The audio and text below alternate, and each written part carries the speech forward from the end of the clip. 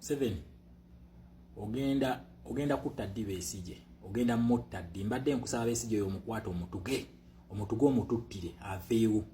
Okitegeera ekintu kino. Omanyi bannayuganda, Chairman Nyanzi yakwatiddwa. Bannayuganda, President yatugamba twetegeerere. President waffe ono we yali ayogera ekigambo mwetegeerere teyali musiru. Yayina ensonga lwaki abagamba mwetegeerere. Era yakugamba nti nze nange nowe mundabanganga nina wentebe yewendizeemu muntereeze. Yali si musiru. Okitegeera ekintu ekyo. Revolution eno yeetaagamuko ku mbuzi. Okitegeera yeetaagamuko ku mbuzi. Yinze ffe baserunjo gy'ababiri tufuuse embuzi, nze ne uptop boss tufuuse embuzi zeno revolution. Tuwaliremukko. Okitegeera. Then ngewe wabuli bukimu tino mubeeramu embuzi n'endiga. Yes, yatugamba twetegere kati ffe embuzi tuwalidde. Lwaki munnayuganda akugamba ekintu kino? President waffe ssaawa eno ali mu nsega. Ensega zimwetoolodde zaagala kumusaanyaawo. Nkiddamu, President waffe yeetooloddwa ensega zaagala kumusaanyaawo. Okitegeera ekintu ekyo. Naye gwe munnayuganda obanga toweekolera research tosobola kumanya bintu bino n'omanya akattu President kaffe kagenzeemu. Okitegeera. Kabaka we yagamba nti omulembe nguwadde bavubuka, yali alina ensonga lwaki agamba guwadde abavubuka, agamba nti abavubuka babeera bagezi, babeera n'amaanyi, basobola n'okukola research. Kakati munnayuganda ng'oyagala okumanya akattu President waffe kaalimu, nkuleetedde amendments ezattuusi Bahima Dynasty ze baakola ne bagifuula Bahima Senchale Dynasty. Zaakolebwa ng'ennaku z'omwezi zaali 13 omwezi gwa Maachi omwaka gwa 2026. Baali Lwakitula. Museveni Yoweri Kaguta ye yali chairman, Sam Kahamba Kuteesa ye yali vice we, Janet Kayine Mbabazi ye yali general secretary, then Mole Asimwe ye yali vice general secretary weyo meeting yatuusi Bahima Dynasty. Eranga kino kyajjawo meeting eno bagitula oluvannyuma lwa exploration and extraction of our oil. Nga batandise okukola ki okugira amafuta. Museveni we yamuyitanga my oil yali akitegeeza eno meeting yaliwo ng'ennaku z'omwezi 13 nga baagala okutwala nga bakozesa ku byobugagga baffe nga bagamba nti bo baagala beesasuze obwavu obwabajjajja bwabwe abasooka. Bajjajja be baali banako nga n'envunza ze bazitundanga n'okubwatunda, kati nga bagamba balina kwesasuliza kuffe. Njagala nkulaga pulaani eno nga Besigye agirimu. Kye kibatuzannya. Naye mbadde mbasaba mukwate Besigye mu mutuge pulaani yammwe ffe. Nze Shama nabagambye ffe tugenda kufuuka ndiga mbuzi abamu. Tugenda kufuuka mbuzi. Then mujja tukwata mutuyite kye mwagala, mutuyite abanyampi, mutuyite ki. Buli kimu kye mwagala. Naye Uganda weribeetu ekyuse muli tusiima nga tugendera ku bigambo bya Idi Amin Dada byagamba nti ba ministers mukole nga ofisi za mwenze temunneebuuzaako, mulina kumbuulirako bubuulizi. Kaakati mbaleetedde ebintu bino bye mutamanyi. Njagala tunuulye article 2 wano. Tutandikidde mu 2. Ziri article 2 zonna zoogera ku Besigye na biki ebigenda mu maaso kati, kubanga nze nabagamba bino ebintu bye batuvuga gye biri mu past. Kati tunuulye article 2 eno. Ziri article 2 zonna zibaleetedde. Article 2 ekugamba nti bagenda kukola eddembe, what they are going to make peace with Besigye for as long as Winnie Byanyima akkiriza okubeera ebweru w'eggwanga. Winnie Byanyima aliddawa yasooka mu Oxfam n'avayo ne bamuteeka mu United. Bulijjo muwooza nti Museveni nawa mukazi wa Besigye omulimu. Bino ebintu biri mu pulaani era biwandiike. Ndowooza mbiraba article 2 egamba biwandiike. Okitegeera ekintu kino. It is not a coincidence nti Winnie Byanyima ali bweru. No, it isn't.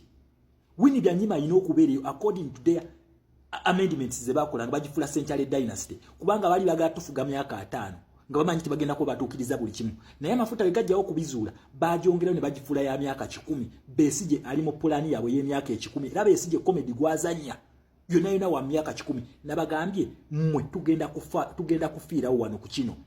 Tugenda kufiirawo kubanga ffe tukoze research amala. Tugenda bibaleetera mu bannayuganda batagala kukola research. Mbagambye ku kya Besigye tugenda fuuka ndiga kuba president waffe ali mu kattu essaawa eno. Unless ng'obadde okola research osobola okumanya move abasajja bano gye bamutaddemu. Nga Kabaka we yali gye muleese ne ku president Elias Lukwago, Mathias Mpuga, njagala mugende mukebere pages zaabwe mulaba Chairman Nyanzi kwali ne Besigye yaliko. Okitegeera ekintu kino bakugamba Byanyima alina kubeera bweru, talina kubeera mu Uganda. Then bakole peace nani ne Besigye si kye baliko, si bali mukola. Winnie Byanyima mwali mu ggwanga. Kati tugende ku article 14. Tugende ku article 14 n'abagambe article ziri 2 zonna zoogera ku Besigye. Article 14 ekugamba tebagenda kukkiriza opposition leader yenna. Nkiddamu tebagenda kukkiriza opposition leader yenna to suppress kitegeeza kuyita ku Besigye to suppress Besigye taliyo tebagenda kukikkiriza era bajja kulwana balumene ogwa waggulu nga bayambibwako ba agenti baabwe Elias Lukwago is an agent Mathias Mpuga is an agent bonna mu balabe bakozenga ne Besigye babadde wansi wa ambulira ya Besigye nabagambye nga ntandika video eno njagala Museveni atte Besigye kino kirayira nga nkijja ku mutima njagala Museveni atte Besigye mutave opposition efune emirembe muloba Uganda tegenda teranga Besigye oyo afudde okitegera bino ebigambo sigenda byejjusa ate siri byejjusa okitegera sigenda kubejjusa era munda banga mpandiika ebigundi ebikwatagana neguni mujjangayo okutambi kuno ne mbuzanya njagala Museveni atte Besigye tuba master plan yabwe tegenda kufa ekintu kye bali mukola bakomyawo Besigye mu kamera Elias Lukwago is one of the agents owabo bebetolodde president waffe zensegezi mwetolodde kati nze ninafuuka mbuzi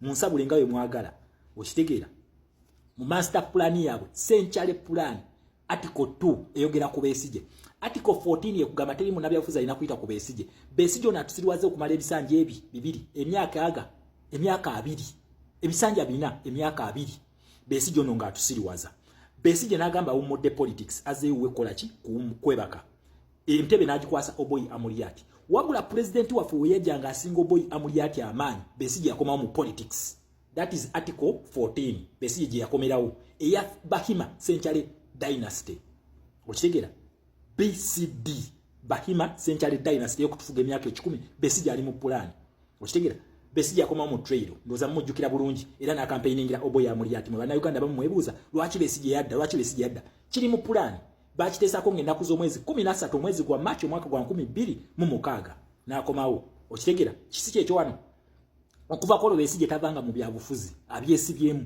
wajene okukitebe n'atusiriwaza wamala na diary n'atuzanya politics Museveni tavaako na mundu Museveni tavaako na kalu weyesimbawo kumba atuzanya politics wasiriwaza oli afuge dynasty nga bwetambula kino ekintu bakibala nti wekinagwera bagenda kuba fenna batumaliriza nga Uganda eri mu mikono gyabwe kakati ne tudayiri mu article yaabwe eya 50 ya master plan nga bagamba nti bagenda kusavinga nga interest z'aba masters baabwe nga ffe batunyigiza ffe banansi ba masters be America n'abangereza na bagambe yo Uganda ya mu America na Mungereza kubanga Mungereza ye colonial master waffe America ye biggest funder kakati Museveni wetwaddayo ne tumukuba eri mu bangereza ne tumuonona eyo plan twajiwa kakati essaawa eno Besigye akyawada ko kulaba nga batuukiza master plan yaabwe tisenga Besigye ono akomawo mu game asobola okusavinga interest z'abagundi nabagambe eno ye move ya Munangagwa naye bannayuganda temuwulira okitegera temuwulira Besigye ono ne bakwata ne bamukwasa obuyinza obwo ne bamukwasa entebe ya Uganda